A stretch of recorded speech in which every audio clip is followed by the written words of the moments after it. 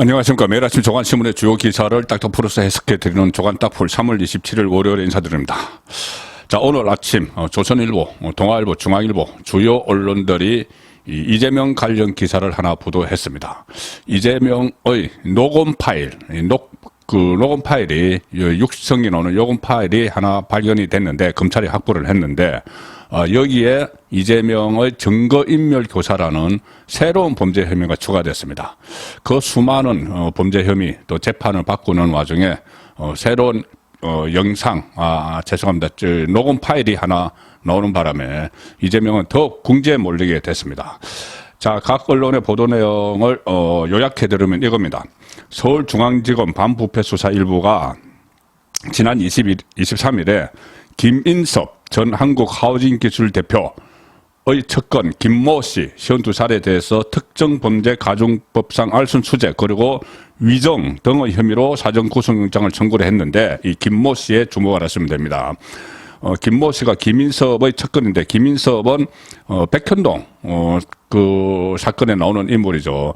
이재명이 성남시장에 출마했을 때 선대본부장을 했고 백현동의 용도를 4단계나 올려주는 과정에서 그 건설업계에 들어가서 용도 변경을 해주고 뭐 수십억 원을 받았다. 이재명의 측근이죠. 그러니까는 이 김모 씨는 이재명 측근의 측근입니다. 그렇게 보시면 됩니다. 그런데 이 검찰은 김모 씨에 대해서 자택을 압수수색하는 과정에서 김모 씨가 녹음해둔 이재명과의 통화 녹음 파일을 확보를 했습니다. 통화 녹음 파일을 확보를 했습니다. 이 녹음 파일에 보면은 2018년에 검사 사칭으로 공직선거법 위반 사건으로 기소된 이재명 기소됐었죠. 그 이재명이 이 김모 씨에게 본인의 측근의 측근이죠. 여러 차례 전화를 걸어서 아니 내 재판에 정인으로 좀 나와서 정언을 해달라 이런 내용이었다고 합니다. 자기에게 유리한 방향으로 정언을 해달라는 거죠. 김모 씨는 여기에 대해서 그때 일이 잘 기억이 나지 않는다 이렇게 좀 사양을 하는 듯 했지만 이재명이 계속 종용을 했다. 자, 그래서 나와서 정언을 했는데 그 정언 결과가 이재명을 기사회생시키는 내용이었습니다. 김모 씨, 2019년 2월 14일 재판에 나가서 이재명을 고소한, 그러니까 검사 사칭으로 고소를 한 김병량 전 성남시장 쪽에서 이재명을 사칭 2범으로 몰아가자는 의견이 있었다. 그러니 이재명이 누명을 썼다. 좀 복잡하지만 한마디로 말씀드리면은 이 김모 씨라는 사람이 재판에 나가서 이재명이 누명을 쓴 거다. 뭐냐면은 이재명을 검사 사칭으로 고소한 사람은 김병량 전 성남시장입니다. 그런데 이 김모 씨는 김병량 전 성남시장의 이 수행비서 출신입니다. 그러니까는 이재명의 상대방 쪽에서 이재명이 누명을 썼다. 이런 취지로 정언을 해준 것이죠. 그러니 김 씨는 검사 사칭 사건 고소인 김병량 전 성남시장의 수행비서로 근무했던 인물이기 때문에 재판부에서는 상대 쪽의 인물이 이재명이 누명을 썼다 이렇게 하니까 그것이 판결에 결정적인 영향을 준 거죠. 그래서 대법원이 2020년 7월에 벌금 300만 원을 선고한 수원고법 항소심을 깨고 이 사건을 무죄 취지로 파기환송을 했다. 물론 이 과정에서 권순일 대법관의 재판 거래 의혹도 이 사건과 연결되는 겁니다. 자, 이거 그냥 이렇게 해주지는 않겠죠. 어떻게 보면 김병량, 그러니까 이재명과 그때 서로 소송을 벌이던 상대 쪽의 수행비서 출신 김모 씨가 그냥 이재명이 누명을 쓴 거다 이렇게 이야기하진 않았겠죠. 자, 대가가 또 있습니다. 대가.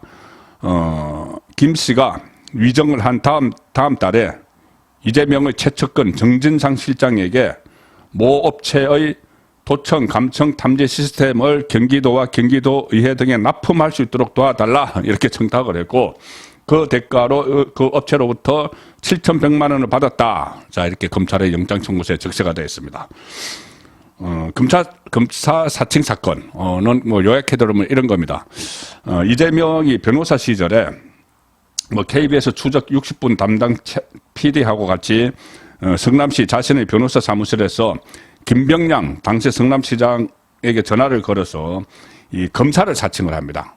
이 시장에게 무슨 어떤 특혜 의혹을 파헤쳤죠. 그러면서 검사를 사칭을 해서 이 PD가 전화를 하도록 공모한 혐의로 기소가 돼서 이 수원지법에서 공무원 사칭죄 등으로 벌금 150만 원을 선고받았고 이 12월 대법원에서 결국은 무죄로 판결이 난 사건이죠. 만약에 이게 그대로 갔으면은 이재명은 그 경기도지사 선거에 출마도 하지 못하고 경기도지사 선거에서는 이것이 문제가 돼서 허위 사실로 됐으니까는 그 이후에 대선에 출마하지도 못하고 지금 이런 상태까지 오지도 않았죠.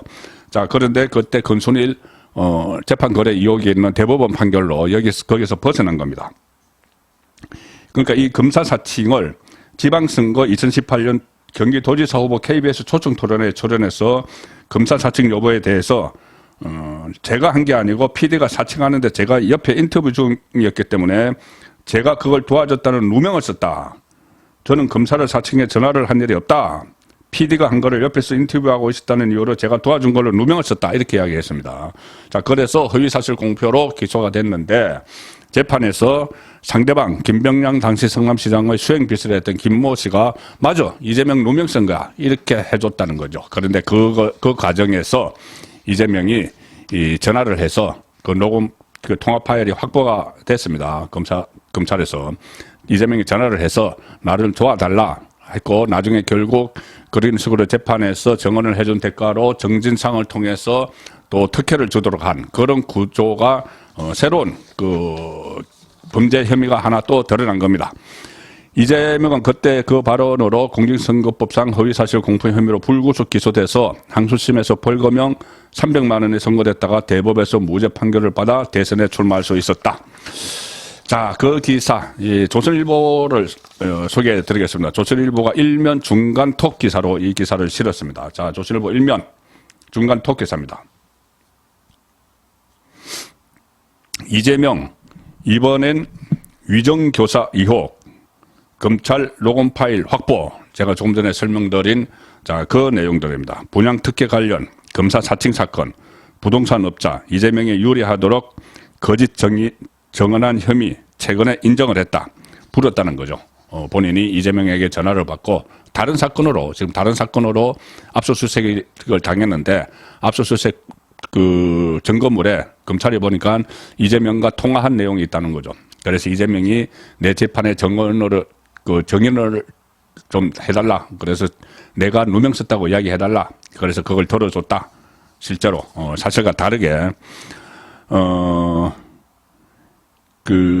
2018년 경기지사 선거 때 허위 사실을 유포한 공직선거법 위반 혐의 등으로 기소돼 재판을 받는 과정에서 일어난 일이고, 그래서 법조에서는 이 녹음 파일까지 확보가 됐기 때문에 이재명 대표 사법 리스크가 또 하나 추가되는 상황이다. 이런 지금 말이 나오고 있습니다. 검사 사칭과 관련해서 이재명에게 유리한 정언을 했고, 이 검사 사칭 사건은 그때 사건의 분당 파크뷰 특혜 분양 사건을 PD가 취재를 하면서 검사를 사칭했는데 그때 옆에 공모를 했다는 겁니다. 이재명이 그때 변호사로서 무슨 이 시민사회 운동을 하면서 분당 파크뷰 특혜 분양을 파헤친다 이렇게 하면서 당시 PD와 공모를 해서 검사를 사칭한 그 사건이죠. 그리고 이재명 그 사건 위정 직후에 업자가 정진상 통해서 납품 청탁 해결을 했다. 뭐 이런 기사도 지금 조선일보에 나와 있습니다. 자, 이재명 새로운 또 사법 리스크가 하나 더 추가가 됐는데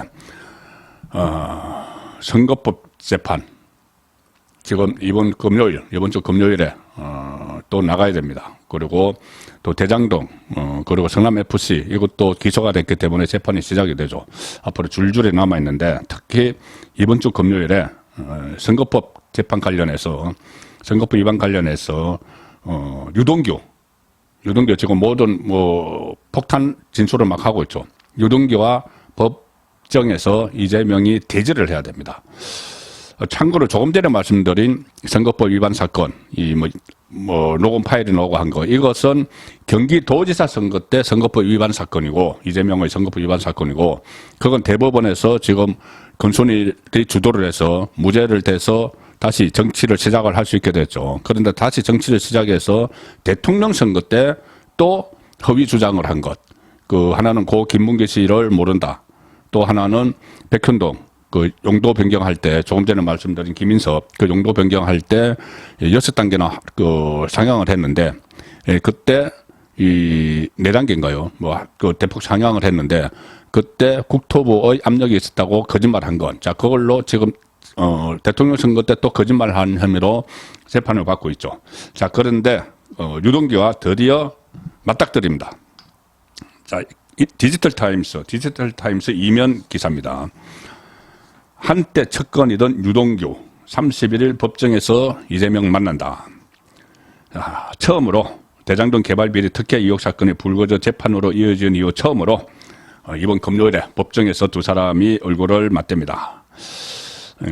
공직선거법 위반 재판에 정인으로 출석을 하는데 유동규가 이 재판의 첫 번째 정인으로 선다. 지금까지 유동규가 정언을 했던 재판은 뭐 김용, 정진상 이런 재판이었죠. 근데 이재명 재판에 처음으로 유동규가 등장을 하는 겁니다. 유동규는 그동안 뭐 기자들과 만나서 아니면 유튜브에 출연을 해서 여러 가지 폭로를 해왔는데 자, 이재명 앞에서 진실 공방을 벌이게 됩니다. 특히 고 김문기 씨, 호주, 뉴질랜드 출장을 같이 갔는데 그럼에도 모른다고 했고 최근에 여러 가지 그때 당시 사진들이 또 새로 나오기도 했죠.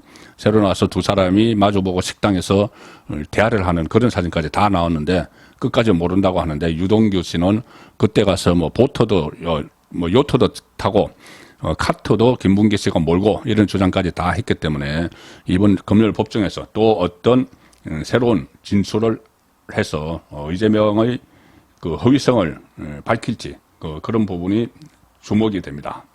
특히 유동규는 그때 본인이 입장을 바꾼 이유에 대해서 그 이재명이 정말 김문기를 모른다고 할 수가 있느냐. 그래서 배신감을 느껴서 진실을 밝히기 시작했다. 이런 말까지 한 적이 있기 때문에 자, 유동규의 입이 어떻게 열릴지 금요일에 지켜봐야 되겠습니다. 지금 말씀드린 재판 문제인데 자, 국민일보 11면 기사에 이런 기사가 있습니다. 국민일보 11면 조국 3년 2개월, 윤미향 2년 5개월, 이재명 법원의 시간은 얼마나 걸릴까? 조국 지금도 재판 중이죠. 3년 2개월 동안 재판. 윤미향 또 그때 뭐 일부는 무죄, 일부는 유죄가 나왔는데 2년 5개월 걸렸죠. 윤미향 지금 1심 겨우 나왔습니다. 조국 뭐 1심 정도 나왔고 송철호 1심 진행 중, 양성태 전 대법원장 아직 1심 진행 중.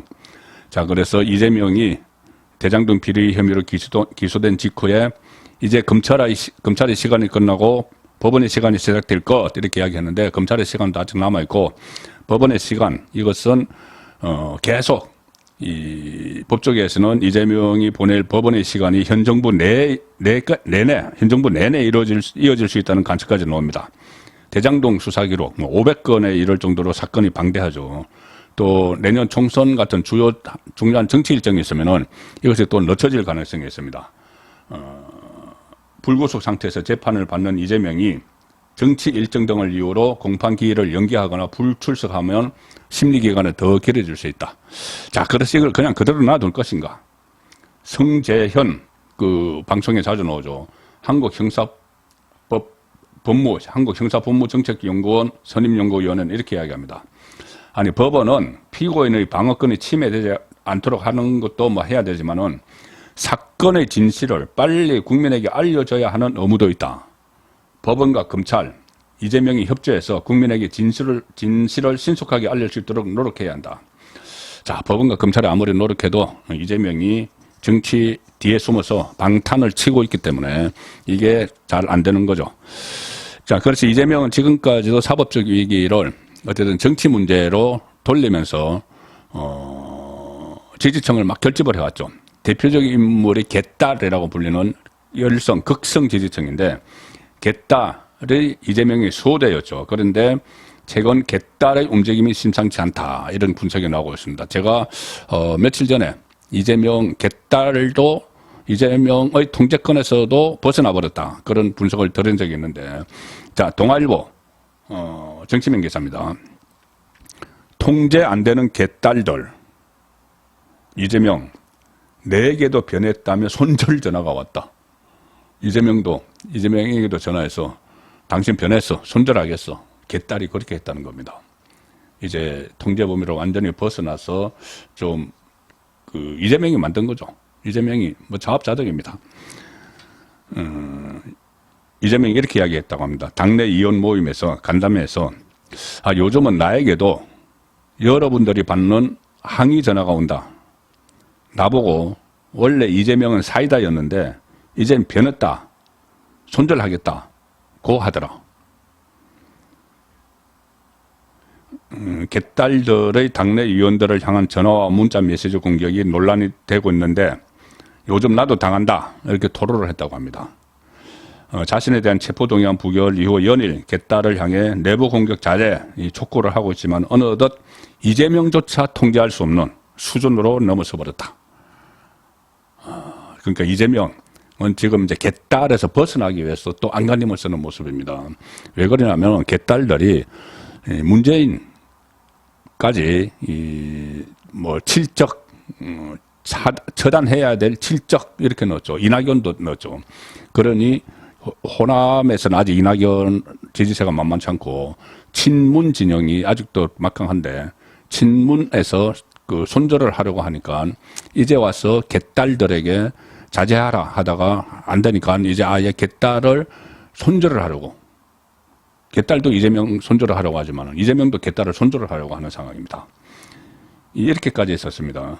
이재명이 설마 진짜 우리 지지자들일까? 이제 와서 민주당원들일까? 의심이 든다. 민주당원이라면 이재명 지지자라면은 즉시 중단하고 그 힘으로 뭐 반민생 세력과 싸워달라 뭐 이렇게 썼는데 다섯 번째 지금 개딸들에게 내부 공격하지 말라고 했는데 오히려 개딸들은 당신이 변절자다 이렇게 대치기라는 것이죠. 자, 그래서 정치권에서는 과거 극성 문파를 양념이라고 부르며 옹호했던 문재인에 이어서 이재명 역시 개딸의 당내 목소리를 과도하게 키워줬다는 지적이 나온다. 자, 그래서 이재명이 중재자 코스프레만 하고 있을 뿐이다. 오히려 개딸이 대한력을 내심 반기는 것 아니냐. 뭐 이런 뭐 분석도 국민의힘 안에서는 나오고 있습니다. 자, 이재명 정치적 꼼수를 계속 쓰고 있죠. 자, 이번에는 본인 퇴진하라고 하니까 뭐 갑자기 인적 쇄신 이야기를 합니다. 중앙일보 정치면 기사 보시면 이재명 이번 주에 당직 개편 퇴진론 잠재울까? 당직 개편으로 퇴진론을 정면 돌파한다. 이번 주 내로 당직 개편을 단행을 하는데 지난 24일에 뭐 인선숙이라는 지명직 최고위원 별로 알려지지 않았습니다. 사의를 수용을 했고 최근 사의를 표명한 김성한 가짜뉴스 많이 만드는 정책위 의장 교체될 가능성이 높고 7인회라고 7인회 극성 지지자 모임 7인회 국회의원들 김병욱 정책위 수석 부의장, 문진석 전략기획위원장, 김남국 미래사무부총장 교체 가능성, 교체한다고 무슨 그런 효과가 있겠습니까만 어쨌든 꼼수를 계속 부리는 겁니다. 또 김의겸은 토사구팽 거의 확실해지는 상황입니다. 거짓말장이 대변인 김의겸. 그렇지만 인사교체가 비명계의 기대에 미치지 못하면 이재명에 대한 퇴진론이 다시 고개를 들 수 있다. 당연한 이야기죠. 자, 민주당은 이렇게 큰 혼란을 겪고 있는데 상대 쪽에 있는 국민의힘은 너무 조용해서 탈이다. 너무 조용하다. 자, 이런 지적이 나오기 시작을 했습니다. 조선일보 정치면 기사입니다. 당 지지율, 야당에 역전당했는데도 너무 조용한 여당. 자, 김기현 체제가 출범하고 나서 또 새로운 당직도 임명하고 하면은 컨벤션 효과가 생겨야 되는데 그렇지 못하고 오히려 갤럽이나 리얼미터 지지율 조사에서 민주당에게 뒤지는 이재명 때문에 그렇게 혼란한 민주당에게도 뒤지는 이런 지지율이 나오고 있다는 겁니다. 국민의힘이 3.8 전당대회 이후 오히려 지지율이 빠지고 있다. 민주당 지지율에 재역전 당했다는 조사도 나왔다. 새 지도부 출범 이후 컨벤션 효과를 이어가지 못하고 있다. 그래서 당이 너무 조용하기만 하다. 지금 원내대표 경선이 곧 치러지는데 원내대표 경선도 이 두 사람 유력 후보 김학용, 윤재옥 두 사람 다 모두 친윤계다. 자, 그래서 너무 조용한 것 아니냐, 너무 친윤 쪽으로 가는 것 아니냐, 이런 우려도 나온다.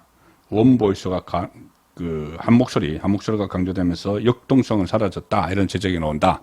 하지만 자, 이런 멘트가 또 들어갑니다. 친윤계 핵심 인사는 이렇게 이야기합니다. 이제야 비로소 정상적인 집권 여당의 모습이 된 것이다. 자범 없이 유능한 정책 정당으로 윤석열 정부의 성공을 스포트하는 게 여당의 역할이다. 자, 저는 여기에 방점을 둡니다. 지금 이준석 때처럼 그렇게 요란하게, 무슨 내부 총질에 이어서 가처분, 법원에까지 갔다가, 온갖 소동이 다 일어났죠. 그 직후기 때문에 지금은 당이 어떤 여러 가지 활발하게 움직이거나 그렇게 하는 것보다는 당분간 차분하게 정책 중심으로 가다가 이 총선이 다가오면서 공천 경쟁을 하는 과정에서 역동성을 발휘를 하게 되는 것이 지금 상황에서는 최선이라고 봅니다. 지금 또 이준석 트라우마에서 미처 벗어나지 못하고 이준석 외곽에서 또 저렇게 할개를 치는데, 여기서 또 원내대표 경선 이런 것 가지고, 아니면은 비윤 쪽에서 분란을 일으키고 이렇게 하면은 이준석 트라우마에서 일단은 벗어나야 되는데, 그런 분위기가 잡히지가 않을 수가 있죠. 그리고 또 하나, 지금 자꾸 친윤뿐이 없다 하는데, 지금 상황에서 당내에서는 친윤이 아닌 사람이 극히 드뭅니다. 친윤 아니다, 내가 친윤 아니다, 비윤이라고 주장하는 쪽에서는 비윤이 아니고 반윤이죠. 아예 반윤이라고 하는 건 유승민계 몇 명, 유승민계도 한 3명 정도는 친윤 쪽으로 넘어갔죠. 한 5명, 한 5명, 그리고 이준석을 추종하는 현역 국회의원은 한 2명 되나요? 자, 그 사람들은 어차피 원내대표 도전할 감이 안 되는 사람입니다. 어떤 경력으로나 비례대표 조선 이런 사람들인데, 자, 그래서 이 친윤 일색이다, 이것은 좀 맞지 않는 이야기다, 그런 말씀 드리겠습니다. 마지막으로 소개해 드릴 기사는 어떻게 보면 가십성 기사인데 좀 의미가 있습니다. 조선일보 4이면 한동훈 장관 판공비 전임자 박범계의 6분의 1. 한동훈 장관 판공비가 참 아껴 쓴다. 그전에도 한동훈 그런 이야기들을 했죠.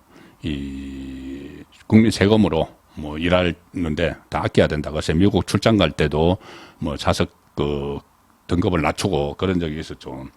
4분기에 한동훈 508만 원 썼는데 이 박분기에 3,038만 원 썼다.